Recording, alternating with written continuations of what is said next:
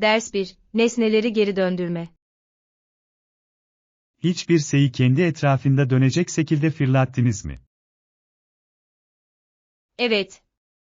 Fırlatma tekniklerinin yörüngeyi nasıl etkileyebileceği ilginçtir.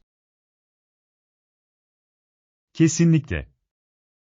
Doğru yapılırsa atan kişiye geri dönebilir. Bumerang etkisi gibi. Bunu çalışırken görmek büyüleyici. Bu basit eylemlerde fiziğin nasıl bir rol oynadığını seviyorum. Ben de. Çoğu zaman gözden kaçırdığımız küçük şeyleri takdir etmemi sağlıyor. Bir ara bu tekniği uygulamayı denemeliyiz. Bu eğlenceli bir meydan okuma olurdu. Birlikte bu konuda ne kadar ustalaşabileceğimizi görmek için sabırsızlanıyorum. Ders 2. Market alışverişi. Market alışverişi için önerileriniz var mı? Genellikle satın almadan önce farklı mağazalar arasındaki fiyatları karşılaştırırım. Bu akıllıca bir strateji. Uzun vadede tasarruf etmenize yardımcı olur. Kesinlikle. Ayrıca indirimleri de takip etmeyi seviyorum. Harika fikir. Temel ihtiyaçlarda iyi fırsatlar bulmak her zaman güzeldir. Ayrıca dürtüsel alimlerden kaçınmak için gitmeden önce bir liste yapmaya çalışıyorum. Bu harika bir ipucu. Düzenli kalmak bütçelemeye gerçekten yardımcı olabilir. Evet ve alışveriş deneyimini çok daha sorunsuz hale getiriyor. Bir dahaki sefere market alışverişine gittiğimde kesinlikle tavsiyeni kullanacağım. Ders 3. Spor salonu kazanımları. Ağırlık kaldırmak için genellikle spor salonuna giderim, rutinimin önemli bir parçası haline geldi. Kulağa harika geliyor. Son zamanlarda daha ağırlık kaldırmayı denediniz mi? Evet, kendime daha fazla meydan okumak için ağırlıklarımı yavaş yavaş artırıyorum. Bu harika. Her zaman halter yapmayı denemek istemiştim ama hiç bu işe girmemiştim. Kesinlikle bir şans vermelisiniz. Gerçekten güçlendirici olabilir. Güç ve güven oluşturmaya yardımcı olduğunu duydum. Gerçekten öyle. Ayrıca iyi bir antrenmandan elde edilen endorfinler muhteşemdir. Bunu görebiliyorum. Belki bir ara spor salonunda sana katılmalıyım. Bunu çok isterim. Fitness hedeflerimize ulaşmak için birbirimizi motive edebiliriz. Ders 4. Wi-Fi sıfırlama. Doğru. Sizin için Wi-Fi sıfırlayayım, lütfen biraz bekleyin. Teşekkür ederim. İnternete bağlanmada sorun yaşadım. Sorun değil. Bazen hızlı bir sıfırlama birçok sorunu çözebilir. Yardımınızı takdir ediyorum. Teknolojinin işbirliği yapmaması sinir bozucudur. Tamamen anlıyorum. Kararlı bir bağlantıya ihtiyaç duyduğunuzda bu çok can sıkıcı olabilir. Evet. Bir video izlemeye çalışıyordum ve ara bellege alma beni deli ediyordu. Bir dakika içinde her şeyin tekrar sorunsuz çalıştığından emin olacağım. Dört gözle bekliyorum. Gerçekten en sevdiğim programları takip etmek istiyorum. İşte başlıyoruz. Artık hazır olmalısınız, başka bir şeye ihtiyacın olursa bana haber ver. Ders 5. Paten macerası. Daha sonra 50 veya daha fazla kişi bisikletlerine veya patenlerine biniyor. Eğlenceli bir etkinliğe benziyor. Sık sık katılıyor musunuz? Evet, genellikle her hafta sonu grup gezisine çıkarız. Bu çok heyecan verici olmalı. Hiç böyle bir grupta paten sürmedim. Açık havada eğlenmenin ve yeni arkadaşlarla tanışmanın harika bir yolu. Hayal edebiliyorum. Enerji bu kadar çok insana bulaşıcı olmalı. Kesinlikle. Parkta bisiklet sürüyoruz ve bazen mini yarışlar yapıyoruz. Kulağa heyecan verici geliyor.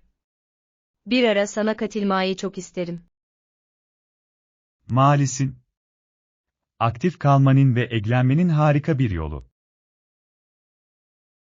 Ders 6, tarif merakı.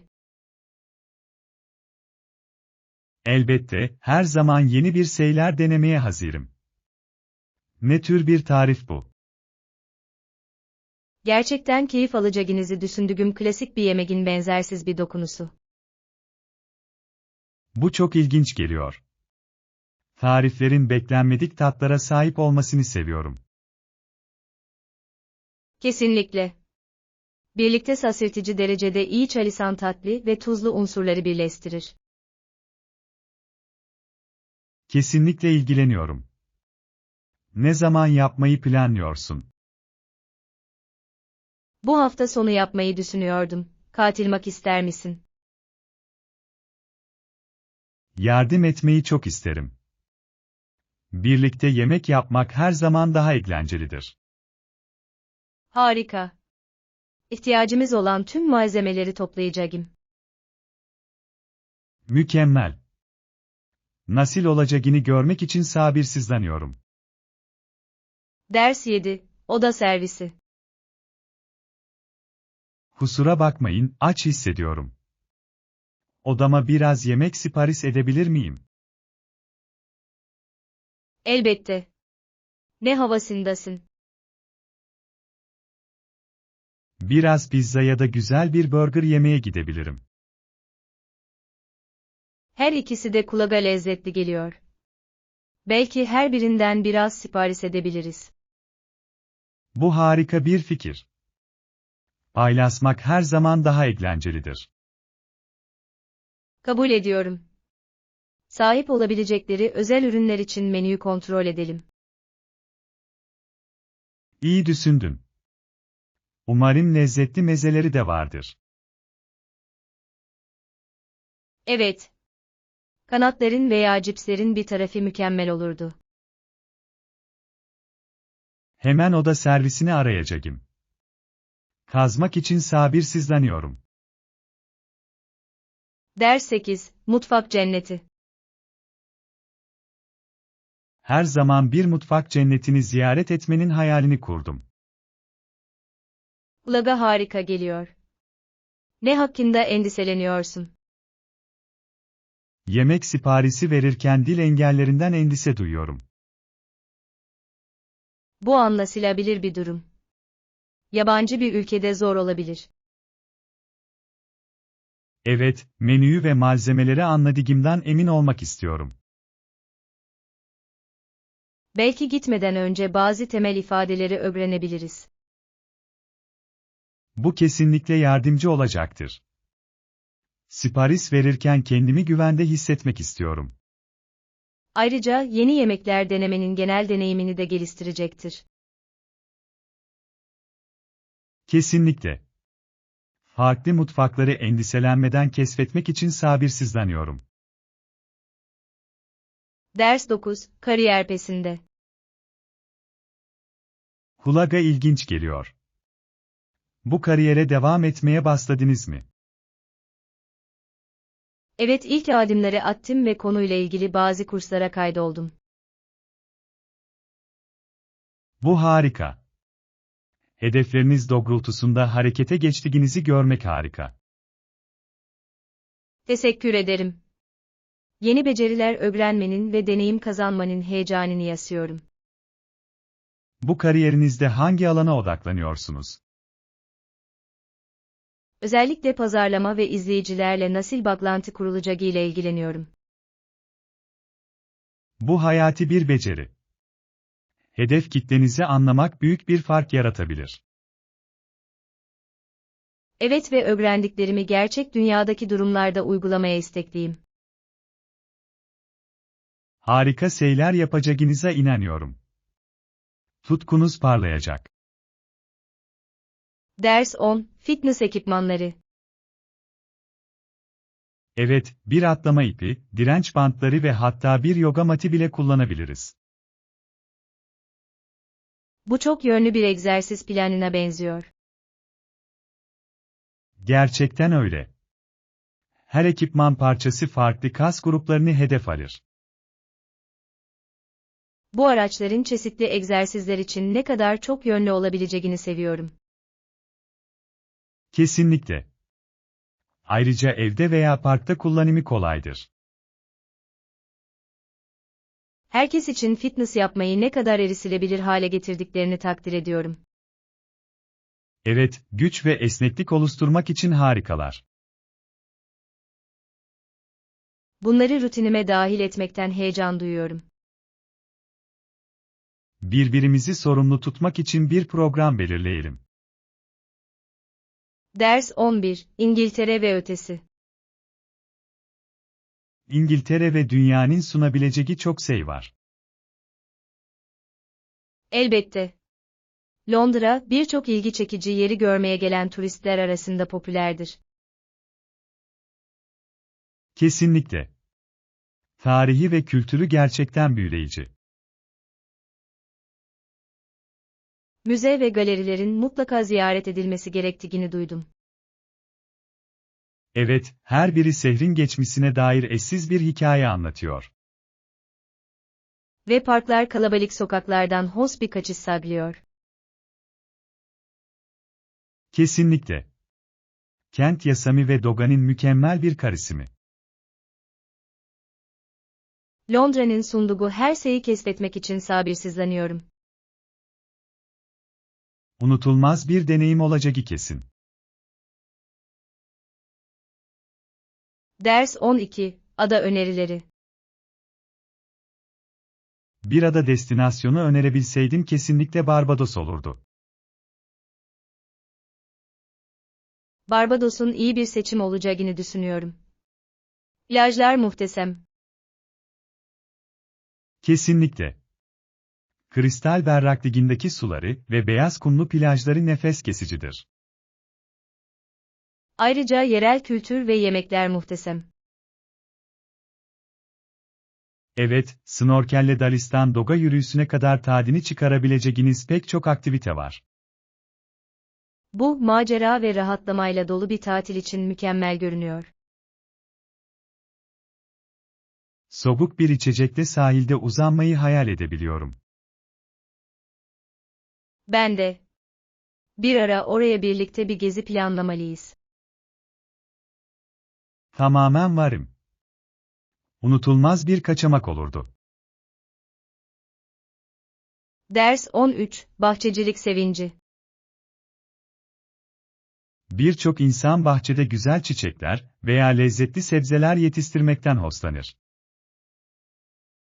Kesinlikle. Bahçecilik hem estetik hem de pratik açıdan çok ödüllendirici bir hobi olabilir. Bitkileri besleme ve zamanla gelişmelerini izleme fikrini seviyorum. Küçük bir tohumun canlı ve hayat dolu bir şeye dönüşmesi büyüleyici. Üstelik kendi yetiştirdiğiniz taze sebzelerin tadı gibisi yok.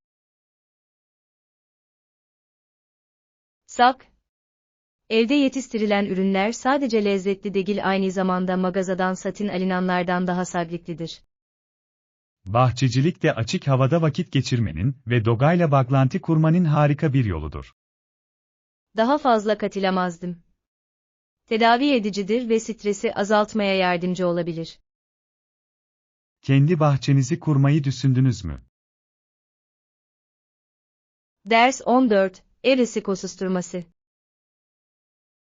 Bir evde yaşadığınızda her zaman yapılacak ev işleri vardır. Bu çok doğru. Bazen bunaltıcı gelebilir, değil mi? Evet, temizlikten düzenlemeye kadar her zaman dikkat edilmesi gereken bir şey varmış gibi görünüyor. Biliyorum.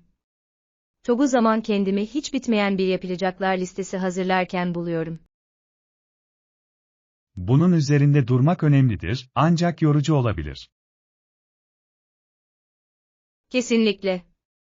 Ancak görevleri daha küçük parçalara ayırmanın çok yardımcı olduğunu düşünüyorum. Bu harika bir strateji. Sin daha az göz korkutucu olmasını saklar. Ve her görevi işaretlediğinizde ödüllendirici oluyor, değil mi? Evet. Ayrıca temiz bir ev her zaman daha davetkar ve rahat hissettirir. Ders 15, motor sorunu.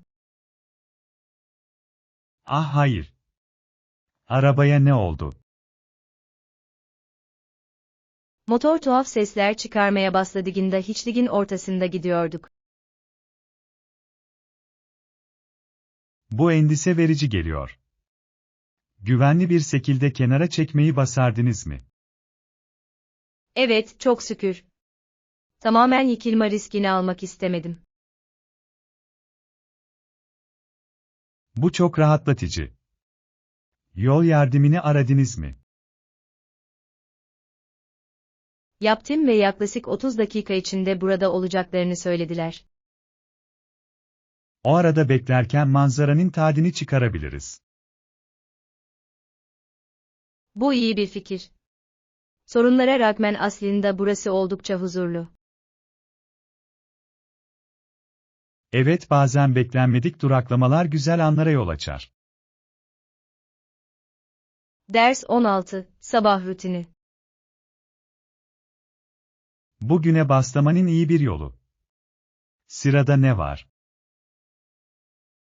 Biraz kahve yapıyorum ve enerji toplamak için hızlı bir kahvaltı yapıyorum. Kulağa mükemmel geliyor. Sıcak bir fincan kahve sabaha gerçekten enerji katıyor, değil mi? Kesinlikle öyle. Onsuz çalışamam. Senden ne haber? Genellikle bir smoothie alırım, hızlıdır ve bana gün için enerji verir. Bu harika bir seçim. Besin dolu ve lezzetli. Kahvaltıdan sonra günlük işlerimi planlamayı seviyorum. Planlama çok önemlidir. Her şeyin düzenli ve yönetilebilir olmasına yardımcı olur. Kesinlikle. Verimli bir gün için ikimizin de rutinlerini oluşturduğumuzdan emin olalım. Ders 17, gezi süresi. Seyahatinizin süresini düşündünüz mü? Evet, yaklaşık 2 haftalığına gitmeyi planlıyorum. Kulağa hoş bir uzunluk gibi geliyor. Size keşfetmeniz için yeterli zaman verir. Kesinlikle. Kültürün derinliklerine inmek ve burayı gerçekten deneyimlemek istiyorum. 2 hafta aynı zamanda önemli olan bir miktar rahatlama süresine de izin verir. Kesinlikle. Her şeyi aceleye getirmek istemiyorum. Hangi yerleri mutlaka ziyaret etmek istediğinizi düşündünüz mü? Evet, mutlaka görülmesi gereken yerlerin ve bazı gizli mücevherlerin bir listesi var. Bu harika bir yaklaşım. Popüler noktaları yerel favorilerle dengelemek çok önemlidir. Ders 18, takim performansı. Selam. Raporu bu sabah inceledim. Gerçekten mi? Ne buldun? Sahilerimiz arttı, bu takim için harika bir haber. Bunu duymak harika. Bu da emeklerimizin karşılığını aldığımızı gösteriyor. Kesinlikle. Son stratejilerimizin etki yaratmaya başladığını düşünüyorum. Evet, gösterdiğimiz onca çabanın ardından olumlu sonuçlar görmek cesaret verici. Bu dönüm noktasını kutlamalı ve takimi daha da motive etmeliyiz. Kabul ediyorum. Küçük bir tanınma, morali yükseltmede uzun bir yol kat edebilir. Herkesin katkılarını takdir etmek için küçük bir toplantı planlayalım. Ders 19, kademeli ilerleme. Merak etme. Yavaş başlayıp yavaş yavaş tempomuzu artıracağız. Bu iyi bir plana benziyor. İlerledikçe kendimi rahat hissetmek istiyorum. Kesinlikle. Daha fazla zorlamadan önce güven oluşturmak önemlidir. Bu yaklaşımı takdir ediyorum. Yolculuğun daha yönetilebilir olmasını sağlar. Ayrıca acele etmek yerine sürecin tadını çıkarmamızı sağlar. Evet. Öğrenmek stresli değil eğlenceli olmalıdır. Bu konuda aynı fikirde olduğumuza sevindim. Ben de. İkimiz için de ödüllendirici bir deneyim olacak. Başarılarımızı yol boyunca kutladığımızdan emin olalım.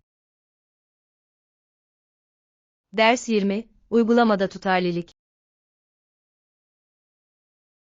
Dinleyin, tutarlı olun ve pratik yapmaya devam edin, gelişmenin anahtarıdır. Tamamen katılıyorum.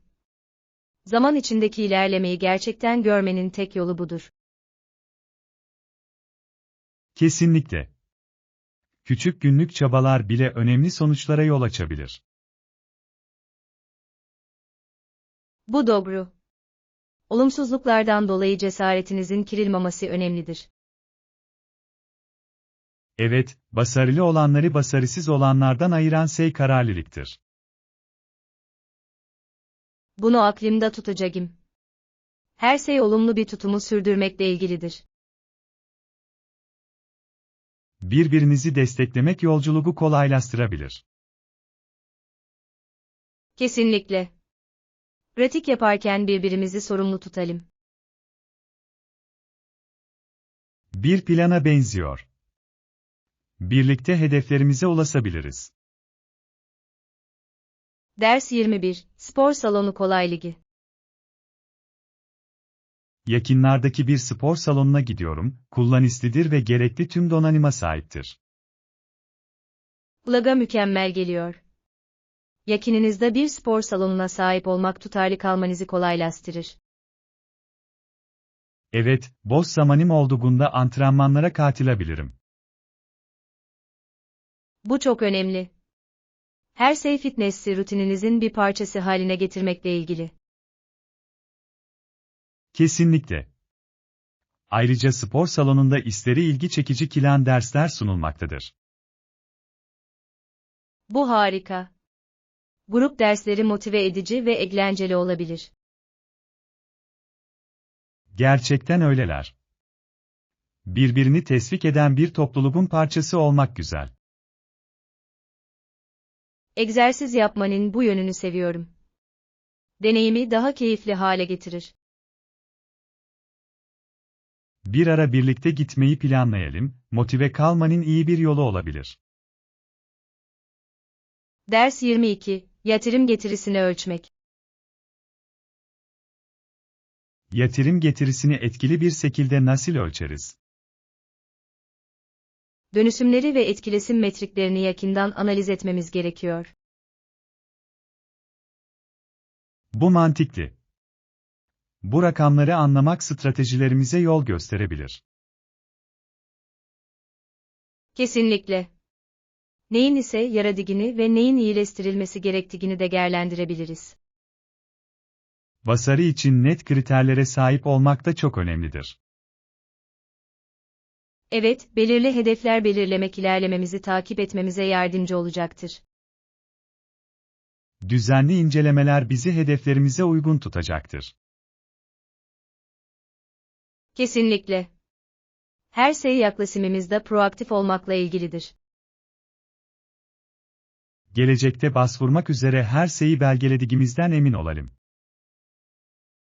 Ders 23, çevrimiçi rezervasyon. Daha önce hiç internetten otel odası rezervasyonu yaptınız mı? Evet, yaptım. Kullanışlıdır ve aramaya kıyasla çok zaman kazandırır. Tamamen katılıyorum. Anında fiyatları karşılaştırabilir ve yorumları okuyabilirsiniz. Kesinlikle.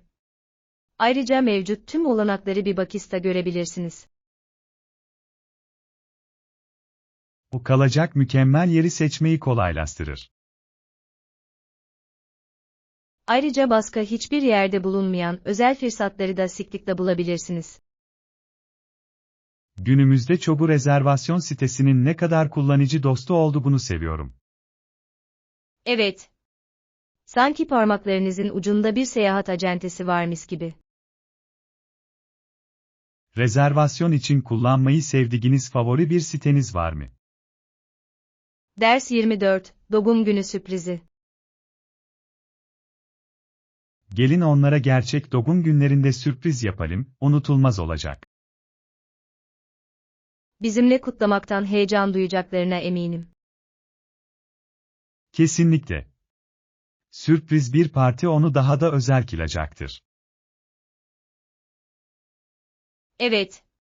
Süslemeler yapıp eğlenceli aktiviteler planlayabiliriz. Peki ya pasta? Herkes lezzetli bir doğum günü pastasını sever. Harika fikir. Onların en sevdikleri lezzetleri de düşünmeliyiz. Ve belki atmosferi canlı tutacak bazı oyunlar. Kulağa mükemmel geliyor. Bunu unutulmaz bir doğum günü haline getirelim. İçeri girdiklerinde tepkilerini görmek beni heyecanlandırıyor. Ders 25, Saç Cenneti. Bana bahsettiğin kuaför salonu hakkında daha fazla bilgi verebilir misin? Buraya Hair Haven deniyor ve zanaatlarını gerçekten bilen yetenekli stilistleri var. Bu umut verici görünüyor. Hangi hizmetleri sunuyorlar?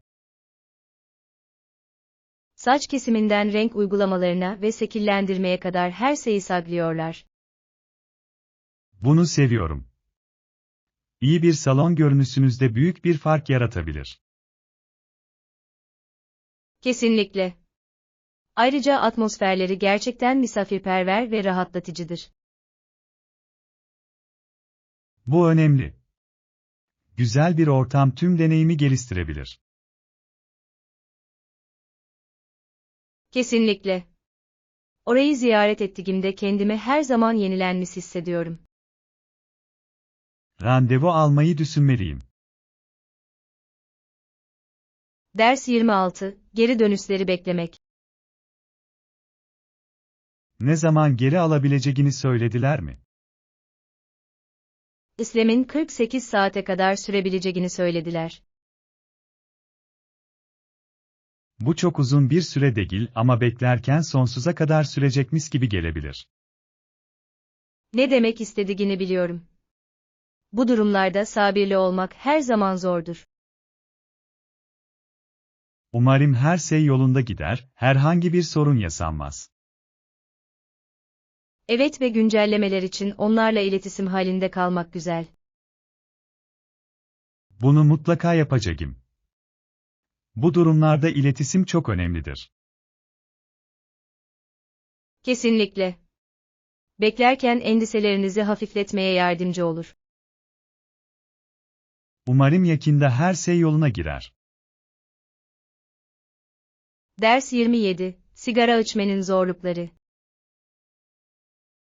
Herkes sigarayı bırakmanın iyi bir fikir olduğu konusunda hemfikirdir. Kesinlikle. Sağlık açısından pek çok faydası vardır ve genel refahı artırır. Ancak sigara içmemiz duygusal sorunlarla ilgili ise durum daha karmaşık olabilir. Bu doğru. Duygusal bağlar bırakmayı çok daha zorlaştırabilir. Öncelikle temel sorunları ele almak önemlidir. Evet, arkadaşlarınızdan veya profesyonellerden destek almak faydalı olabilir. Duygusal desteği bırakma planıyla birleştirmenin en iyi yaklaşımı olduğunu düşünüyorum. Kesinlikle. Başarı için kapsamlı bir strateji oluşturmakla ilgilidir. Hayatlarında olumlu değişiklikler yapmaya çalışanlara hayranım.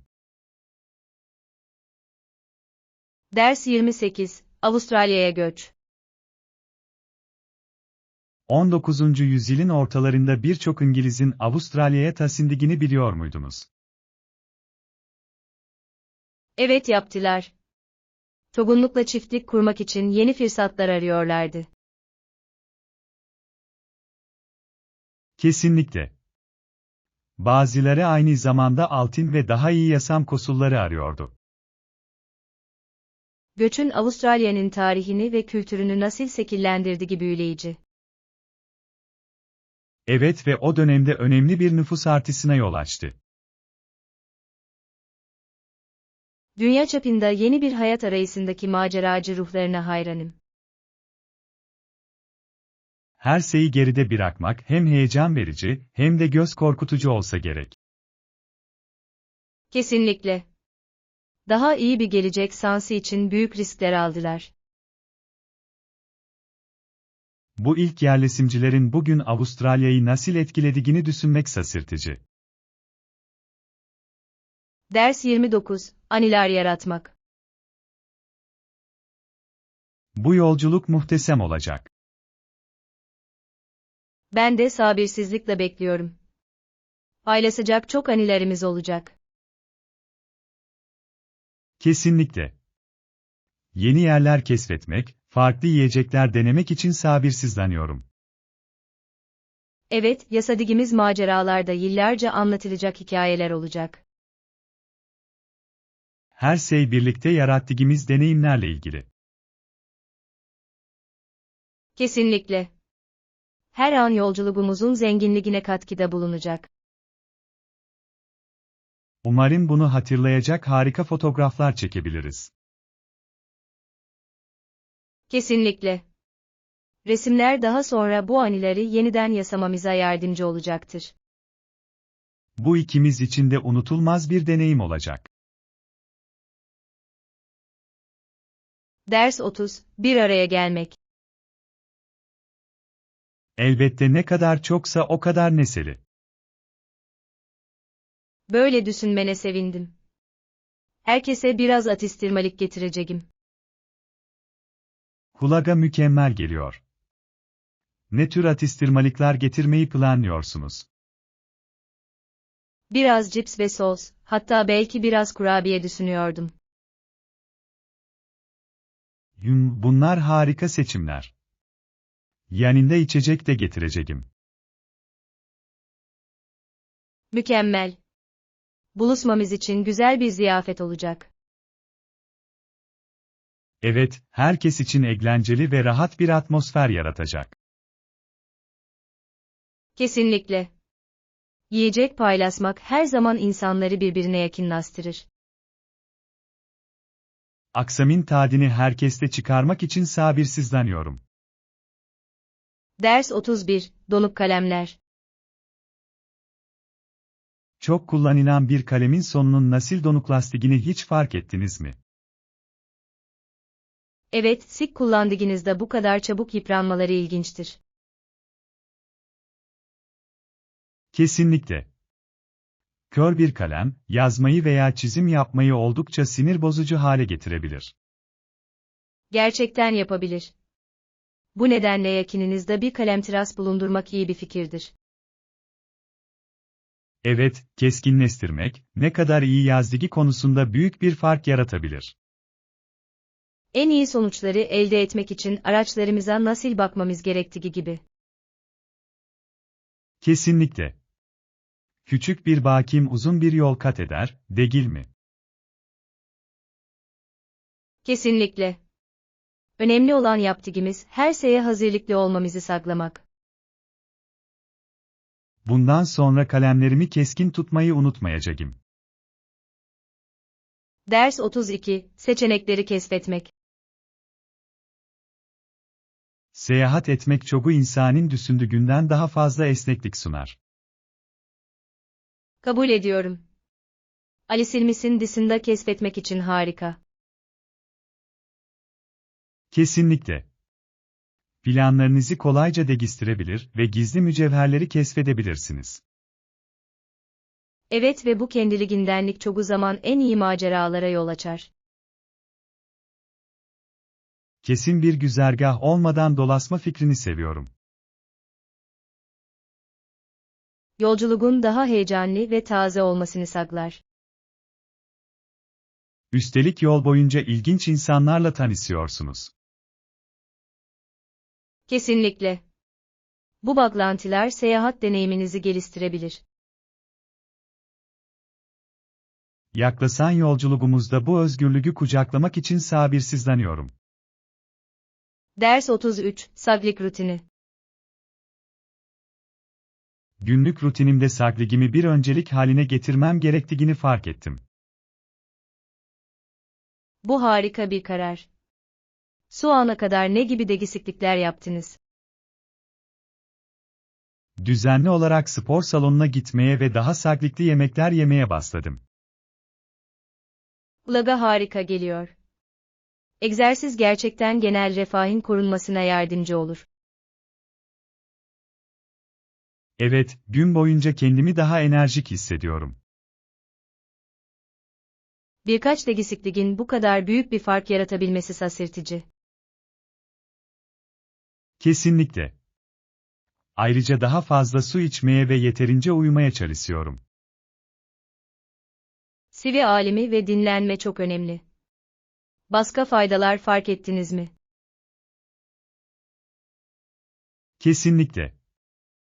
Ruh halim düzeldi ve kendimi ise daha odaklanmış hissediyorum.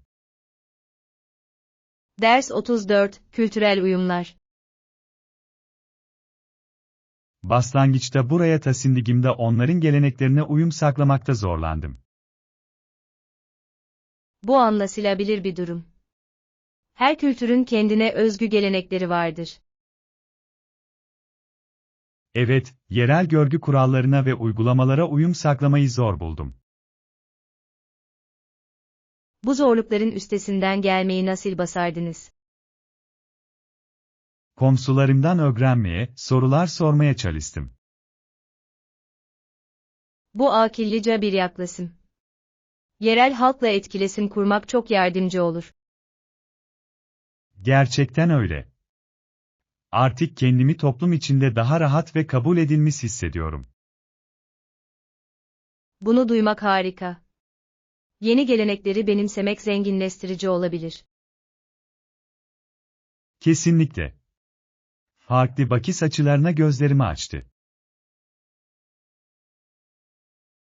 Ders 35, Caz mirası. New Orleans'taki müzik sahnesini hiç araştırdınız mı? Evet. Caz müzisyenlerinin trompet, saksafon gibi enstrümanlar çaldığı gibi seyir. Kesinlikle. Canlı atmosfer gerçekten müziğe hayat veriyor. Cazın bu şehrin kültüründe bu kadar derin köklere sahip olması inanılmaz. Kabul ediyorum. Her performans herkeste yankı uyandıran bir hikaye anlatır. Canlı cazın enerjisi kopyalayamayacağınız bir şeydir. Geçmişlerin ne olursa olsun insanları bir araya getirmesini seviyorum. Evet, müziğin hepimizi birbirine bağlayan evrensel bir dili var. Bunu ilk elden deneyimlemek için kesinlikle bir gezi planlamalıyız.